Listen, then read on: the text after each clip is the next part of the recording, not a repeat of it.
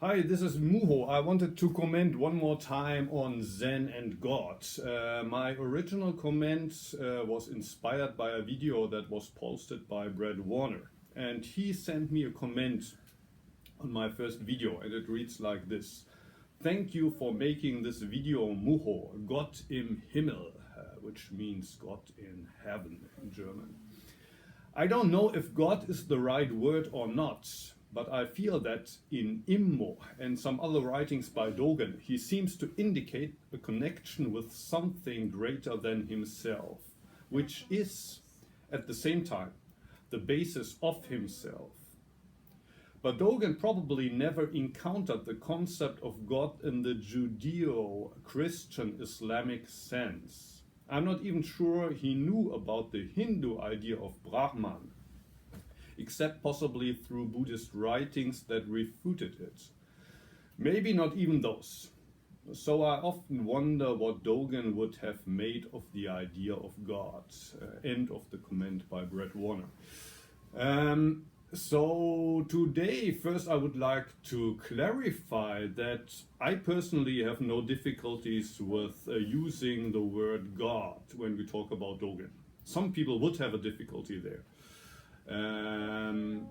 Although I think very few people in Japan would have a difficulty with somebody talking about God in the context of Dogen's writings. Because the concept of Buddha in Japan is pretty fuzzy, and it's, for one thing, of course, it refers to the historic Buddha Shakyamuni, who lived and died about 2,500 years ago in India. At the same time, it refers to a lot of other legendary Buddhas. The most popular in Japan maybe is Amitabha Buddha, but then there's others like esoteric Buddhas. There's lots of bodhisattvas who are also sometimes called Buddhas. Then most Japanese think that their dead ancestors are also Buddhas. When you die in Japan, people believe that you eventually become a Buddha.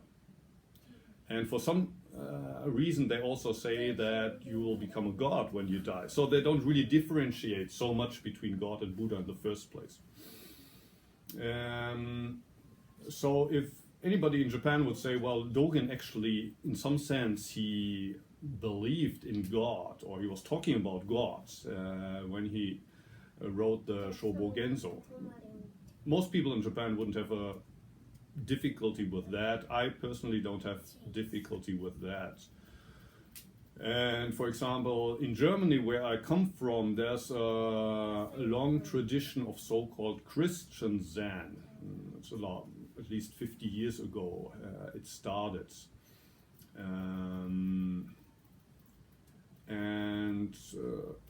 Those who follow Christian Zen, they say we're Christians, but we practice Zen, or we practice meditation in the style of Zen. But it helps us to get a connection to God. Or you can kind of encounter God through the Zen. And when they talk about God, I imagine that they see a similarity there to certain concepts in Dogen and other Buddhist writings. So personally, my difficulty I have is not with the fact that Brad Warner talks about God and Zen, that he uses the word God and Zen. I don't have any difficulties with that. I rather, I'm not quite sure if Immo is the right concept to attach God to. First, I would like to say a little bit about critics that would question if it's right to talk about God in Zen. In Japan, that would be so-called critical Buddhism. In Japan, it's called Hihan Bukkyo. There's a site on Wikipedia in English on critical Buddhism. I will put a link. to that below. There's not much material in English on critical Buddhism, but there's some.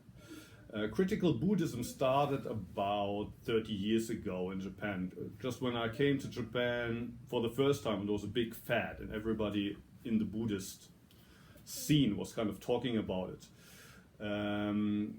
They started with criticizing the concept of innate Buddhahood. So in Mahayana Buddhism, you have this idea that we are all Buddhas already. And so basically there's nothing more to gain. We're already Buddhas. There's nothing to gain, there's nothing to practice, there's no enlightenment to attain rather than the enlightenment that we already embody. And first they started out that Dogen's main aim when going to China and coming back to Japan and teaching Zen was to criticize this concept of innate Buddhahood. And the main point he made is Buddhahood is not something that we carry in ourselves already, but it's something that we manifest through practice. So practice is important. And there's a connection to the historic Buddha who said, well, it's the Eightfold Path that frees us from our suffering. The Eightfold Path leads to liberation. It's not that we are Buddhas already, we have to practice. But then the further the critical Buddhists dug, the more traces of non-Buddhist, anti-Buddhist elements they found in Mahayana Buddhism. For example, in the Heart Sutra, it would be this very famous statement, form is emptiness, emptiness is form. The first half of the statement is something that all Buddhists would agree on. Form is emptiness. Everything is void of inner core, identity. Everything is impermanent. But the critical Buddhist, and maybe also some or all, I don't know, of Theravada Buddhists, might have difficulties with the second half of the statement, which says emptiness is form. So in the second half, emptiness is not just a negative thing. Emptiness is not just void, but emptiness takes on a life of itself. Emptiness becomes the mother of all things. Emptiness becomes the mother of the universe. Everything comes out of emptiness. Emptiness is kind of like, well, the womb of all. So the emptiness that the Heart Sutra talks about is where all things return to and where all things are born out of. So it's basically just like the gods.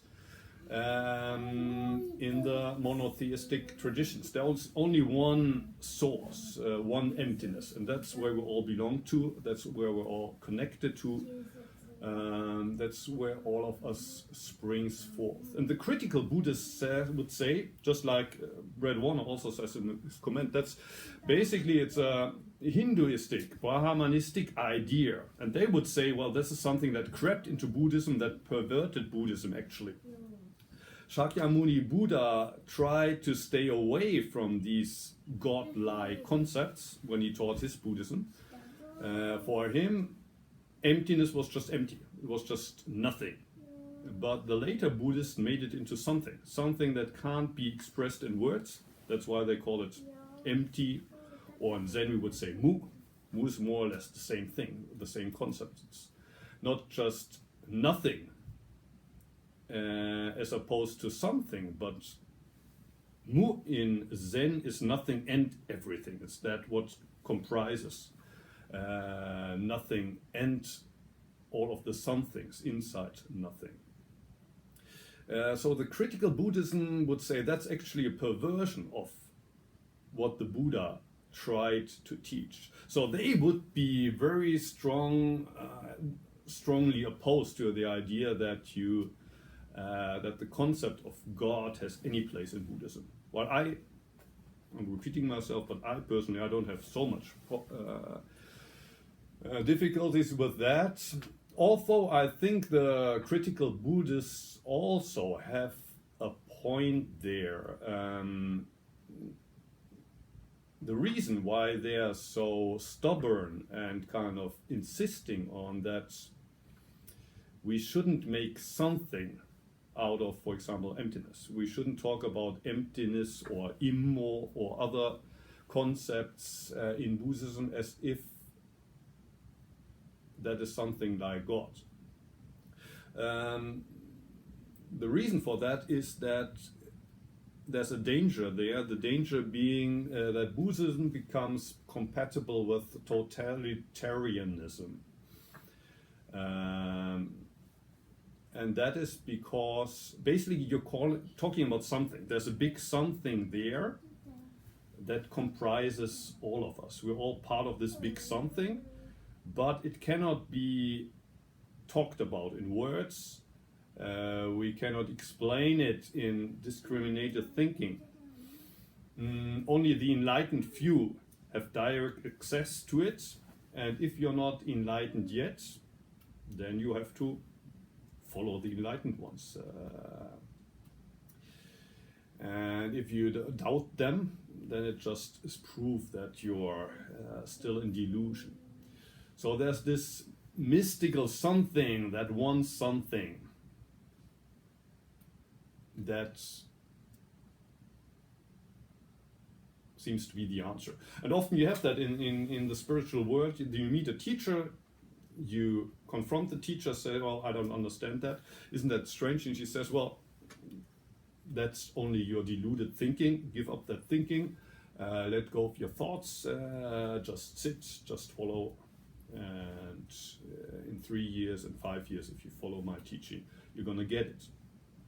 And the danger there is obvious.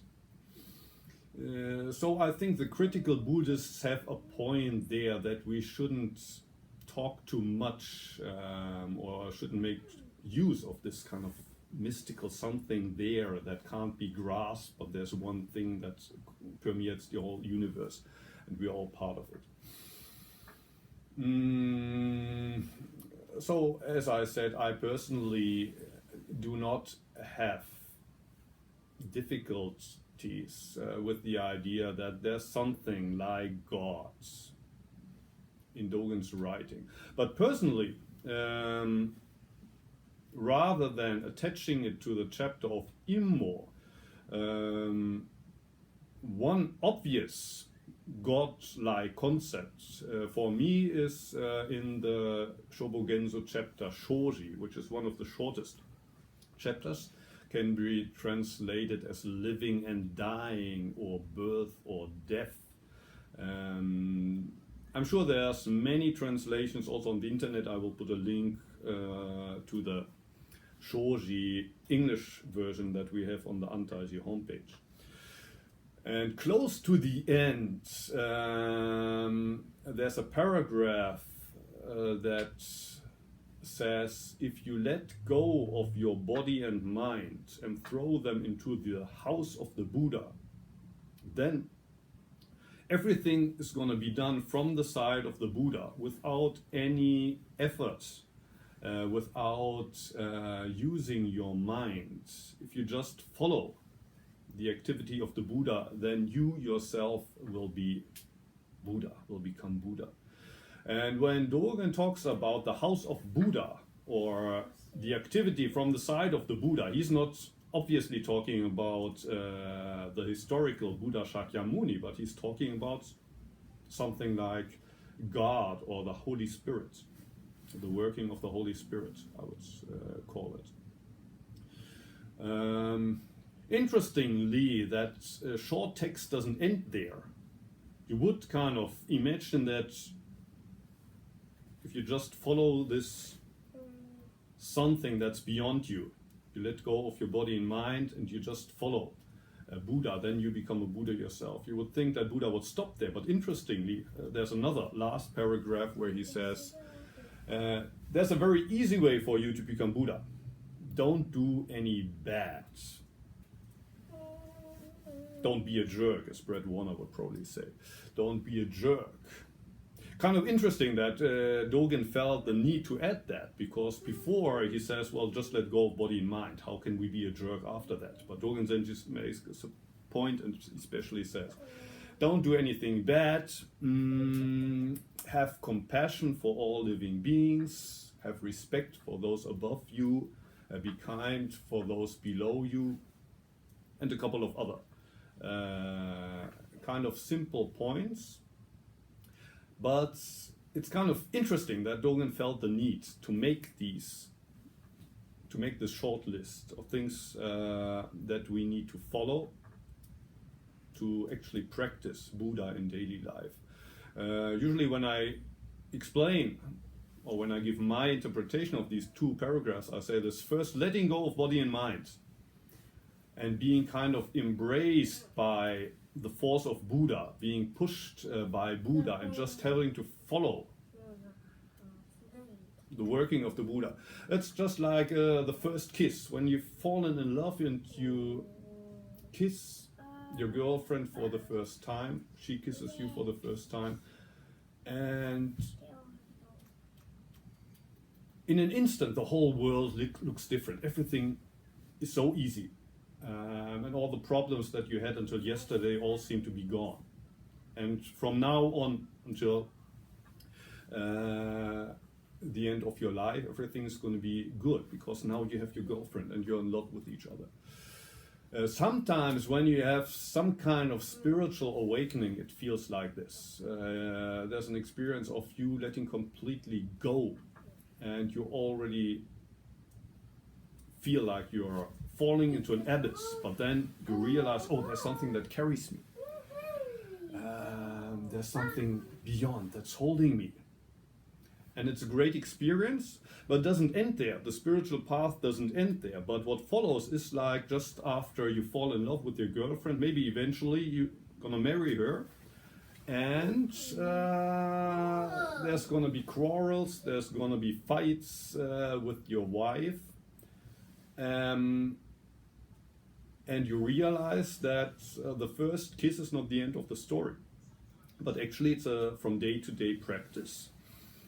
And you thought that once you let go of yourself and you feel this force of the Buddha, there's no way for you to do anything bad. There's no way for me to be a jerk anymore. And then you realize, oh, it's actually possible to still be a jerk, even towards that wife that you married because you loved her.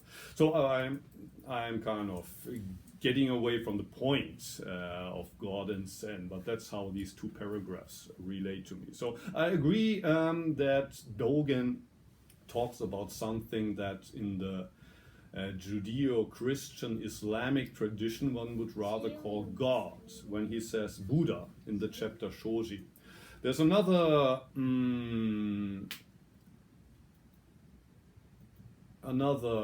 chapter in the Sobogenzo that comes to my mind when we are talking about God and Dogen.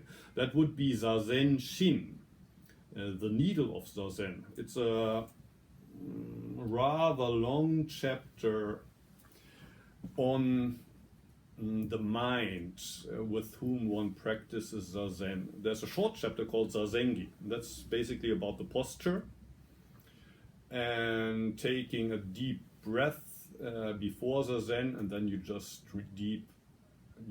breathe quietly through your nose.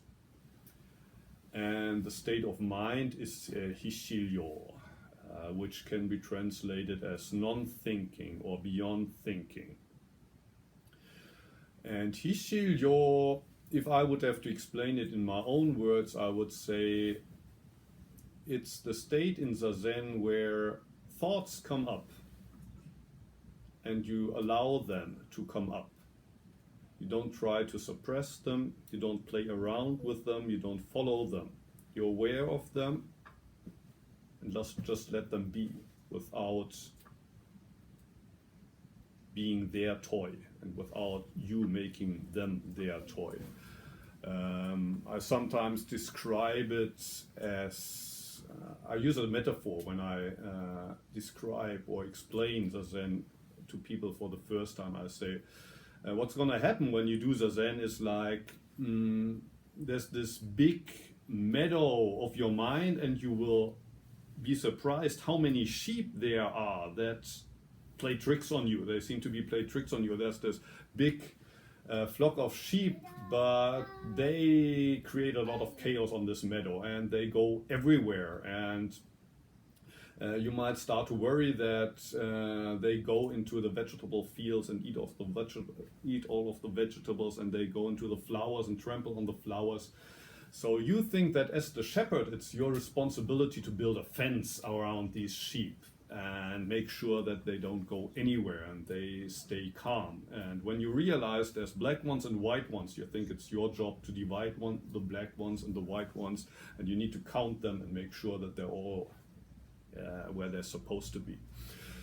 And once you try to do it, there's going to be even more chaos. The sheep will jump over the fence that you built, the black ones and the white ones will mix again.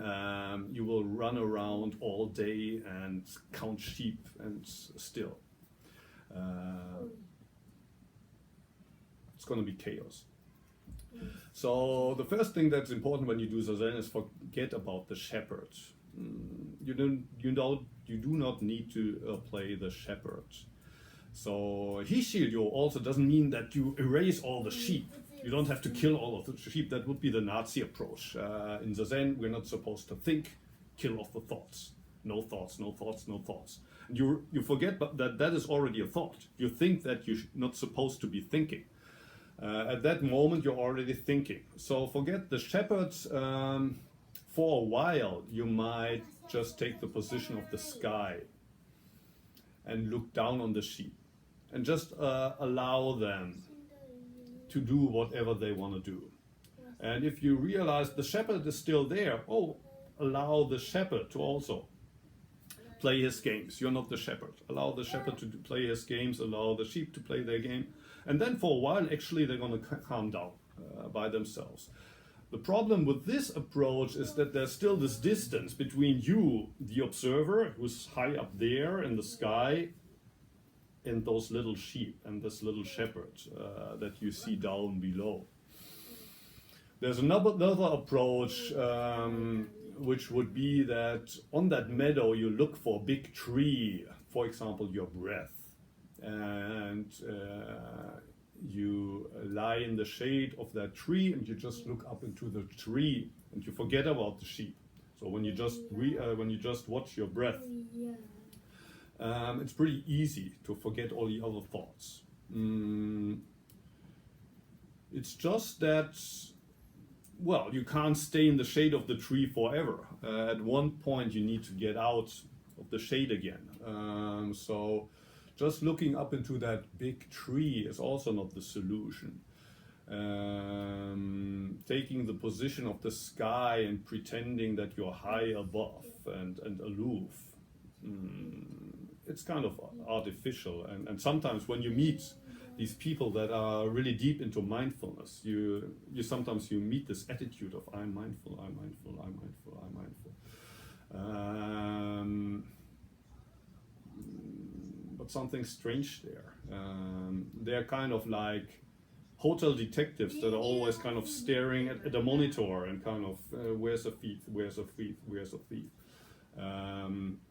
Without realizing that the actual problem is themselves, the guy who's always kind of trying to be mindful, trying to be aware. So what I tell people is, in Zazen you need to get down to the meadow and become the meadow itself. You allow the sheep to trample on you, to feed on you. You support it kind of from below. Which is easy to say, but it's difficult to do. Sometimes it helps when there's a 5-day session and that after 2 or 3 days you get at this point where there's really nothing more you can do. And you have no other choice than, in Dogen's word, to let go of body and mind and allow it to happen. And now coming back to the Zazenshin chapter, where Dogen Zenji talks about Hishiryo again, the state which is beyond thoughts. It's not thinking, but it's also not non-thinking or not thinking, but it's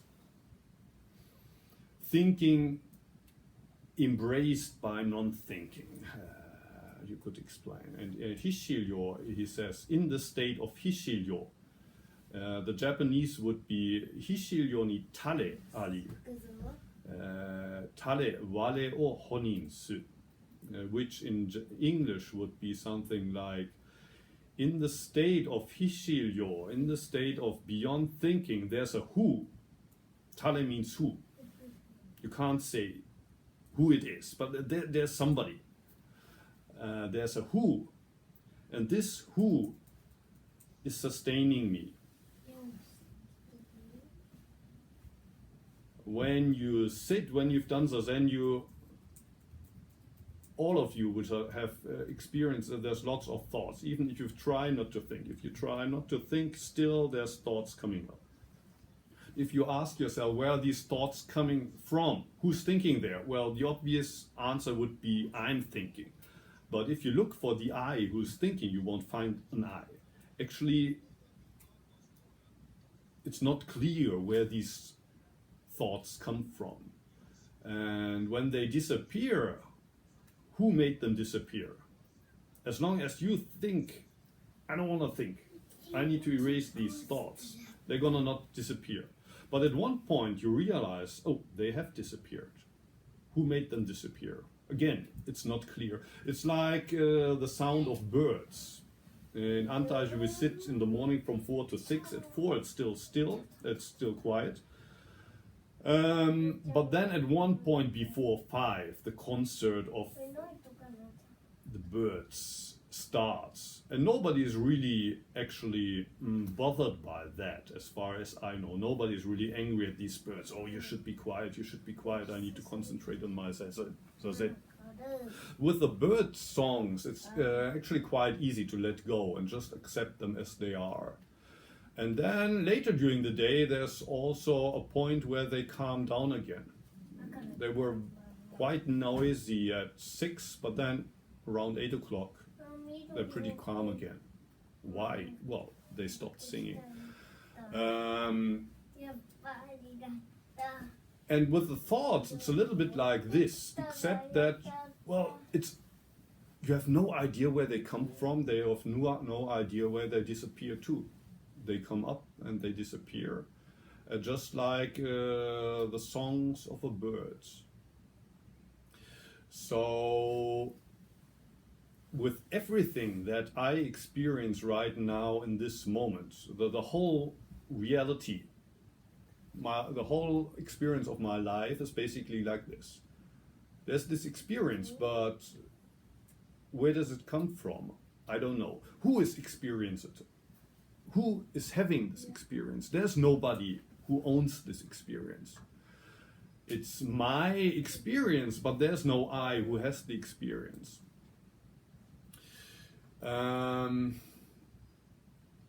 So when Dogen says there's a who sustains me, there's a who also sounds quite a lot like God's. But then if you say, well, this who is actually identical with the experience that I have right now, you have a lot of difficulties. That's why I had this question about identifying Immo with God, because Immo for me is this. That's Immo. But when you hear this sound, you hear something different. When you hear the sound, it's already that you hear. What I just heard is that for you, it's not this.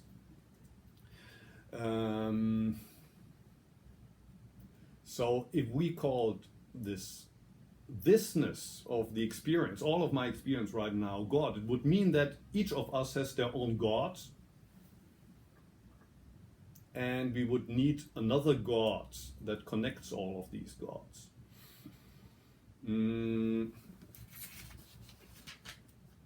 There's a book by Uchiyama Roshi which is translated into English as Opening the Hand of Thought. And those of you who don't know the book, I strongly recommend it. In that book, Uchiyama Roshi talks about two different meanings of the word self.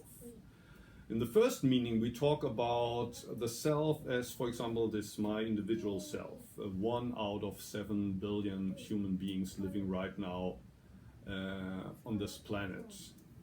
1 out of 7 million, or Uchiyama Roshi says it's kind of the small would be kind of something like the small self. I don't know, can you see this? The small self would be 1 out of all. But then there's a different self which would be all out of all of what I experience right now. And this small person is part of this experience which I'm having right now. But my whole life experience, all out of all. And that's something that's beyond comparison. Usually we spend our lives comparing ourselves to others. Like, I'm bigger than you, I have more money than you, I'm more enlightened than you, I have a more beautiful girlfriend than you. But when it comes to the experience of now, how can you compare that to anything? You can't even compare it to your own life experience from yesterday. In each single instance, this is beyond comparison. And I think that's what Uchiyama Roshi calls the bigger self, which is the all out of all. But I would again have difficulties if we want to call that God, because God for me would be all. Even this so-called big self, all out of all, there are each of you who view this are living a big self which is all out of all. But still, I don't know what you had for breakfast, you don't know what I have for breakfast. So even if we're all connected, we cannot share the experience of this. If there's something that connects us, it must be beyond this. It must be beyond immo. So I have no problems with using the concept of God. It's just that I think that immo is not enough to explain this connectedness. And although I have a great respect for Uchiyama Roshi and I follow his tradition, I have doubts that he actually succeeded in his works. Unfortunately, only a few of them are translated into English, but there's dozens of books that he has published in Japanese, and he always returns to this point of the self, the true self. I have doubts that he succeeds in really explaining well how we are all in this moment already living the reality of the self, which cannot be compared to anybody else's reality of the self, but at the same time we are all connected. In this book, Opening the Hand of Thought, there's an illustration which looks more or less like this. There's, well, 3 of them. On the top there's 3 pumpkins having a fight with each other. They don't get along with each other. But then the 3 pumpkins do Zazen. And through the practice of Zazen, they connected that they're all connected.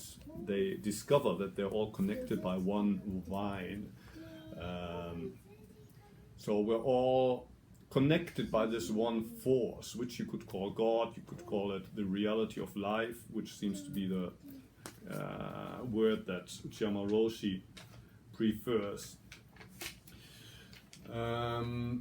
Again, the question is, well, what is this reality of life? Is it what I'm experiencing right now? But then how come that I cannot taste the coffee in somebody else's mouth if you're all connected through this one reality of life, which is what I'm living right now? How come I can't even compare the taste of coffee in my mouth with somebody else's taste of coffee? Or would I be able to do it if I became more enlightened? And it's just the fact that I'm not enlightened enough yet that I can't feel the taste of coffee. I doubt that. There's another work by Uchiyama Roshi, which he published a couple of years before opening the Hand of Thought in Japanese, but which is not translated into English and probably never will because it went out of print. Uchiyama Roshi decided that this book shouldn't be printed anymore. The Japanese title is Susumi to Yasurai, which means progress and peace. And he compares Western culture and Eastern culture, Christianity and Buddhism in this book, basically making the point that the Western culture is a culture of progress, while the Eastern culture is a culture of peace, and we need both. Both are essential. And in the beginning of this book, there are 6 illustrations. Some of them you find in this book. I don't have the book at hand which I'm talking about right now. This is one of the last books by Uchiyama Roshi, but again he's using similar illustrations here. The one at the top,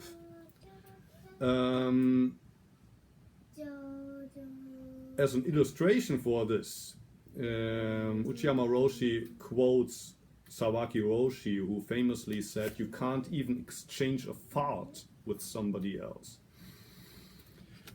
So basically each of us lives their own life, and this life experience, for example the taste of coffee, the pain when we stumble, we can't compare with the taste of coffee that somebody else feels, the pain that somebody else feels. Each of us lives their own life right here and now, and you can't compare it to anybody else's. You can't even compare it to your life yesterday or tomorrow. No comparison possible. Each of us is in their own box, so to speak. But we communicate with the words. That's the kind of second illustration. We're connected through our intellectual concepts. And through communication with words and intellectual concepts, we create something like an objective reality that we can all agree on, and science and technology develop out of this.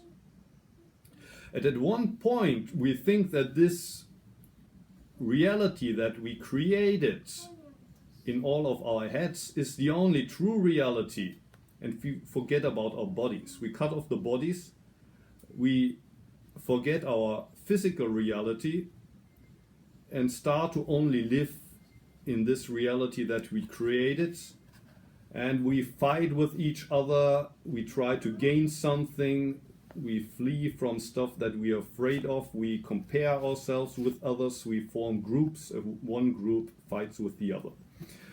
In the original work there were 6 illustrations, 1, 2, 3, and that one is the 4th one. And there's 2 more illustrations.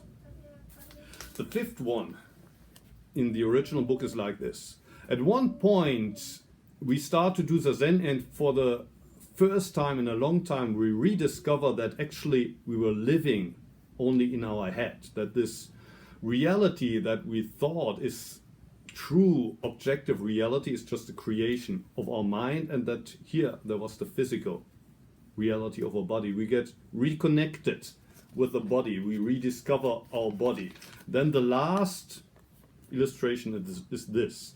Not Dogen Zenji, Uchiyama Roshi writes that this life experience, the whole of this life experience, including the world that I experience and including myself that is having the experience, all of this, the experience, the one that's having the experience and the world that is experience, all of this together.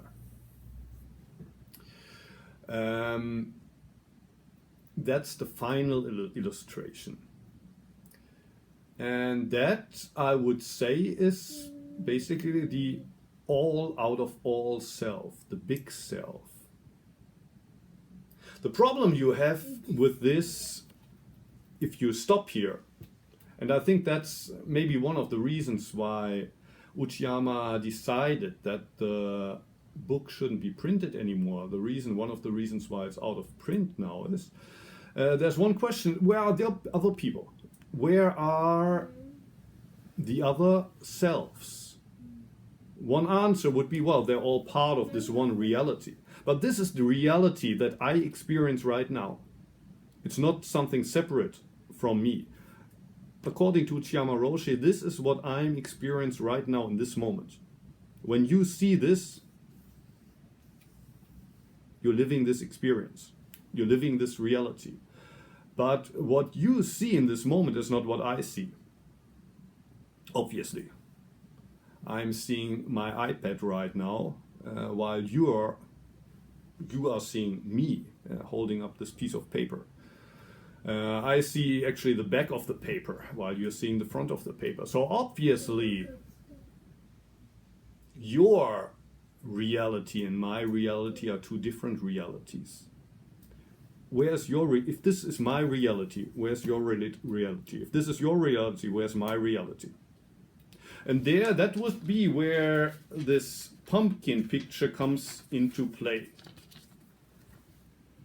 Each single one of us are living our own experience of reality. They're different. We can't even exchange a thought with each other, but at the same time we're all connected. But then the question is, well, where is the string? Is it something completely beyond my grasp? And if so, how can I talk about it? Another question would be, well, who's making this picture? Who painted this picture? Who can make a concept of this picture? Well, if there's somebody who is able to imagine this, then he must be already something beyond this. So basically, there will be somebody who says, well, actually, this is only a concept, but where does the concept come from? Well, basically, we have to take this as our basis. This is where we start. This is what we experience right now. But if we call this God, then we would have to deny the God of all other beings. If this is God, and it's my God, and it's the only God, well, where's the God of Dogen Zenji? Where's the God of Brad Warner? Where's your God, if this is the only God? So I think that if we talk about the self and the different meanings of the self, and we want to incorporate the concept of God into that, we need at least 3 different meanings of self. The small self, which would be Muho, 1 out of 7 billion human beings. Then the whole of reality that I'm having right now, all of that. The small Muho being one part of it, but not all of it. That would be the all out of all. But then we need something that's still beyond. That would be symbolized by the string that connects this pumpkin with the other, which connects the experience that you have right now in this moment. That connects that sound that you hear with this. And that's something completely beyond my reach. But I agree that Dogen Zenji hints at it, and we, at least I, often feel an urge to talk about it. But I can't talk about it because I want to talk about that which is, in a way, pushing me from behind. It's pushing from behind without showing its shape, form. There's a haiku that stems from the Pure Land Buddhist tradition in Japan, which has a quite different teaching and form of practice than Zen. But still, this haiku is often quoted by Sawaki Roshi, the teacher of Uchiyama Roshi, and the haiku goes like this. The shadow of the pine tree is all the darker, the brighter the moon shines.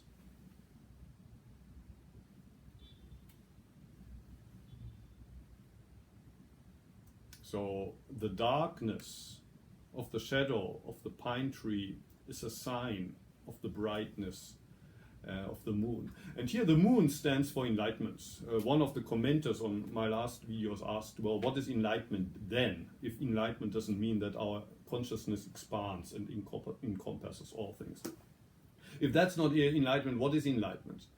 In this haiku, enlightenment would be the moon, but all that we see is the shadow of the pine tree being me. I realize that I'm only a wave and that my experience of reality is limited. Although I have a feeling there's something beyond that, or there's something that makes me understand that. If God or Buddha wouldn't be there behind me, I wouldn't see that I'm obviously not God and I'm not Buddha. And I think that's what Dogen Zenji means when he says in the Genjo Koan, to awaken to delusion is a Buddha. A Buddha awakens to his delusion, which might surprise a lot of people, which surprised me in the beginning, because I thought a Buddha is somebody who awakens from delusion and then he has no delusion anymore. Dogen Zenji says, a Buddha awakens to delusion. A Buddha is somebody who realizes that he is deluded. That's why he later says Buddhas do not have the consciousness of being Buddhas. If a Buddha would awaken and would have no delusion anymore, then he would say, well, I'm a Buddha. According to Dogen, Buddhas do not think that they are Buddhas. That's why they are Buddhas. They have understood that they are deluded. While deluded beings are the ones that think that they are enlightened. They have delusion about enlightened. So all of these enlightened teachers that tell us that they got the truth and that they're only one out of a handful of enlightened beings and that everybody else who doesn't agree with them is a deluded person, those are the most deluded people. Those are the persons whom it's most difficult to help because they don't want to listen. They insist that they took the red pill, and anyone who doesn't agree with them, they have obviously taken the blue pill. They are brainwashed, and they are the only one whose ones are enlightened. And the thought that actually what the red pill is in reality the blue pill, and what they call the blue pill is in reality the red pill, never occurs to them. Which is one of the reasons why I much more like the movie Total Recall with Arnold Schwarzenegger.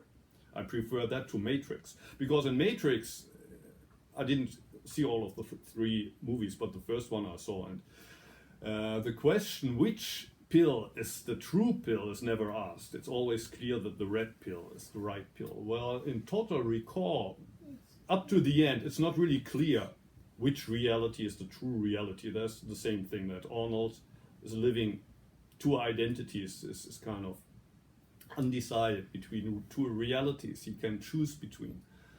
And in the end, he seems to be choosing the identity of the terrorist that's fighting the system. And at the time when that movie came out, it seemed to be the right choice. Or for now, in our age, with the Islamic State, and people joining the Islamic State because they are convinced that as terrorists fighting the system, the global capitalist system, they are on the right side.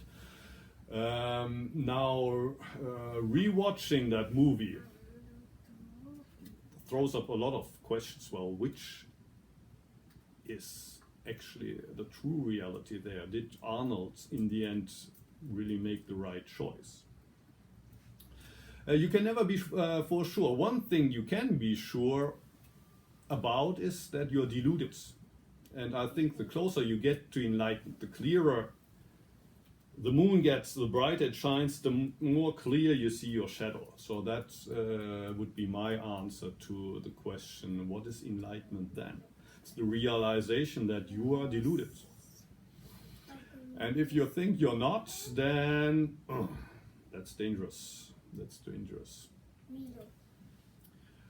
So I talked for quite a while, almost an hour. Once more, I think there's no problem with talking about God. When we're talking about the Sobogenzo, reading the Sobogenzo, it's not that we really need the word, I think, but I see the connection, especially when we make the connection to mysticism or what's called negative theology. So talking about God but making no positive statements, but rather hinting at something by at least stating what it is not. There's a clear connection there between negative theology and Zen. I can see that connection. I can also see that some people, like the critical Buddhists, want to keep that concept of something that's beyond words, totally out of the game. They want to reduce Buddhism to a kind of positivism, but I doubt that that's going to be enough to really describe the experience of what's going on when you actually do Zazen. The temptation to say things like what Dogen says, that there's something working in Hishilyo. There's a who's sustaining me. When I let go of my body and mind, then from the side of the Buddha, whoever that Buddha is, something's going on. And it's not my effort anymore. It's not my making use of a mind, but there's something beyond that that's pushing my back. I can see why Dogen feels the need to put it like this. But I also still have questions. And I'm not even sure if these questions can be solved. But as always, I mean, if you have any ideas, if you want to give me feedback from your point of view, from your experience, and maybe it helps me to see clearer where all of these points of view are connected.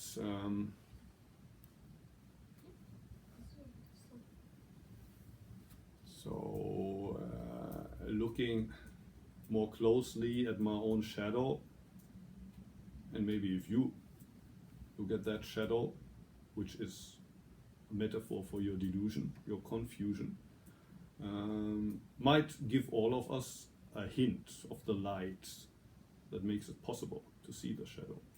Okay, so much from my side. Another long English talk.